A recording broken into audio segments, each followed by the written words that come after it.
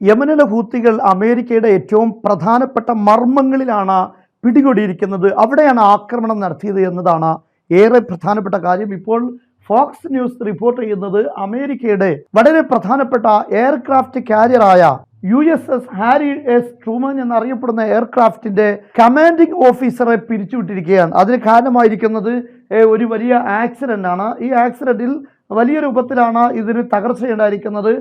ഈ കപ്പലിന്റെ ഈ കാരിയറിന്റെ സ്റ്റോറേജ് ഏരിയയും അതുപോലെ തന്നെ കമാൻഡിംഗ് ഏരിയയും വലിയ രൂപത്തിൽ തകരാറ് സംഭവിച്ചു എന്നാണ് ഫോക്സ് ന്യൂസ് തന്നെ റിപ്പോർട്ട് ചെയ്യുന്നത്. ഈ USS ഹാരി എസ് ട്രൂമാൻ എന്നറിയപ്പെടുന്നത് USSന്റെ വളരെ പ്രധാനപ്പെട്ട മറ്റൊരു എയർക്രാഫ്റ്റ് കാരിയറാണ് എയ്സൻഹോവർ എന്നറിയപ്പെടുന്നത്. ഇതിന് നേരെ ഹൂത്തികളുടെ അതിശക്തമായ ആക്രമണം ഉണ്ടായിരുന്നു. ആ ആക്രമണം കാരണം അത് തിരിച്ചു കൊണ്ടുപോകേണ്ട ഒരു സാഹചര്യം ഉണ്ടായി. അങ്ങനെയാണ് പിന്നീട് ഈ ഭാഗത്തേക്ക് അമേരിക്ക USS ഹാരി ട്രൂമാൻ എന്നറിയപ്പെടുന്ന മറ്റൊരു എയർക്രാഫ്റ്റിനെ കൊണ്ടുവരുന്നത്. ഇതിനു നേരെയും ഹൂത്തികളുടെ ആക്രമണം ഉണ്ടായിരുന്നു. ലോകത്ത് അമേരിക്കയുടെ ഈ എയർക്രാഫ്റ്റ് കാരിയറുകൾക്ക് ഈ രൂപത്തിലുള്ള വലിയ ഭീഷണി ഉയർത്തുന്നത് ആദ്യമായിട്ടാണ്.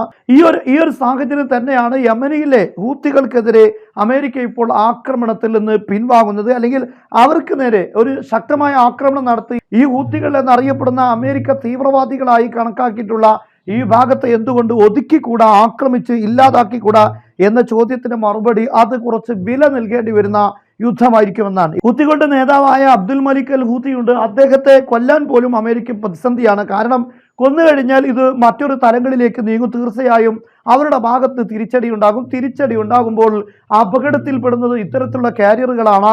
ഈ ഹൂത്തികളുടെ ഈ ആക്രമണങ്ങൾ തടുക്കാൻ വേണ്ടി അമേരിക്ക ഉപയോഗിക്കുന്നത് SM-2 അതുപോലെ 3 എന്നറിയപ്പെടുന്ന മിസൈലുകളാണ്. ഈ ഒരു മിസൈലിന് തന്നെ $2.4 മില്യൺ ഒരൊറ്റ മിസൈലിന് വരുന്നത്.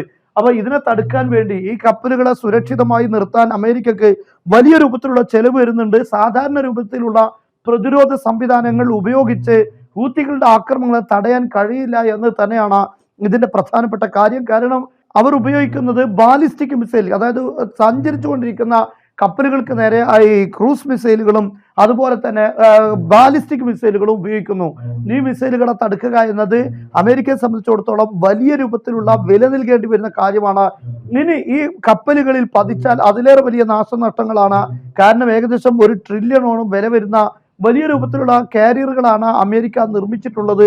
ഇത് അമേരിക്കക്ക് വലിയ രൂപത്തിലുള്ള സാമ്പത്തിക നഷ്ടവും സൈനിക ശേഷി നശിപ്പിക്കുകയും ചെയ്യും എന്നതുകൊണ്ട് തന്നെ ഈ ഹൂത്തികളെ ആക്രമിക്കുന്നിടത്ത് ഇപ്പോൾ വലിയ ചർച്ച നടന്നുകൊണ്ടിരിക്കുകയാണ്. തീവ്രവാദികൾ എന്ന നിലയിൽ അവരുടെ നേതാക്കൾക്ക് നേരെ ആക്രമണം നടത്തുകയാണോ വേണ്ടത്, അതല്ല അവരുടെ അടിസ്ഥാന സൗകര്യങ്ങൾ തകർക്കുകയാണോ വേണ്ടത്? ഇങ്ങനെയുള്ള പല കാര്യങ്ങളും ഇപ്പോൾ ഈ അമേരിക്കയുടെ പ്രസിഡന്റ് ഡൊണാൾഡ് ട്രംപിന് മുന്നിലുള്ള ചർച്ചകളിൽ നിലനിൽക്കുകയാണ്. ഫോക്സ് ന്യൂസിൽ ഈ കാര്യങ്ങളെല്ലാം കൃത്യമായി പറയുന്നുണ്ട്.